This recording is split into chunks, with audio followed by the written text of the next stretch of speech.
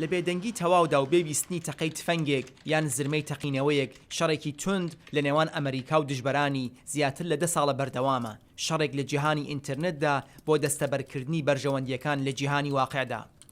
شەڕی ئەلکترۆنی شەڕێکە بۆ دەستڕاگەیشتن بە زانیاریەکانی لایەنی بەرانبەر ویان دەزەکردن لە سیستەمی سیاسی، سەربازی و کۆمەڵایەتی ئەو لایەنانە بۆ شێواندنی ئاسایش و ئارامی ئەوان.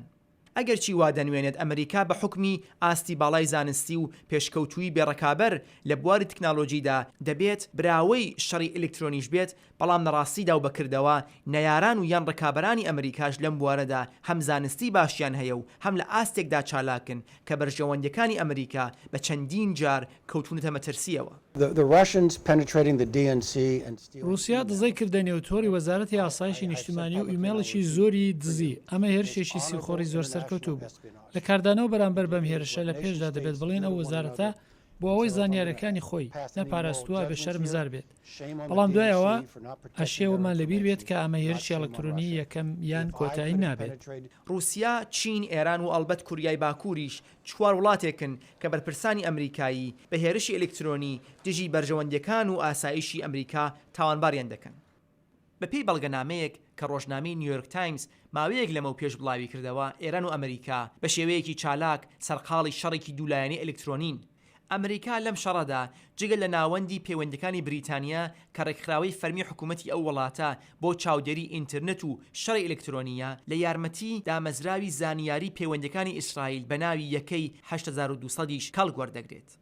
بەڵام لەگەڵ ئەو هاوپەیمانە بەتوانانە وە سەرڕای ئاستی باڵای تکنالۆجی ئەمریکا، هێزە ئەمنیەکان و ئاژانسە سیخۆریەکانی ئەم وڵاتە ناتوانن وەک ئەوەی دژبەرانی ئەمریکا دەیکەن لەم بوارەدا هەڵسوکەوت بکات.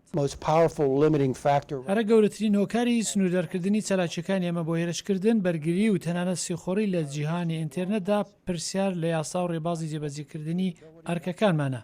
کێشەی ئەمە توانایەکان یان کەرەستە و زانیاری پێویست نییە. کێشەی بنەڕەتی یاسا و ڕیساکانمان لەم بوارەدایە.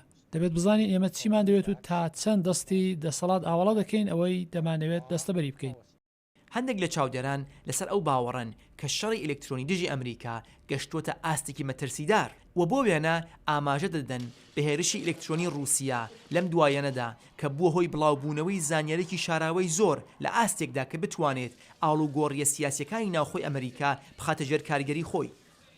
ئێستا بە هەڵبژاردننی ترامپ وەک سەرۆک کۆماری ئەمریکا پرسیار ئەوەیە کە ترامپ تا چ ڕادەیەک هێرشە ئەلکترۆنیەکان بە جدی وەردەگرێت و چ پلانێکی بۆ ڕووبەڕووبوونەوە لەگەڵ دژبەرانی ئەمریکا لەم بوارەدا هەیە.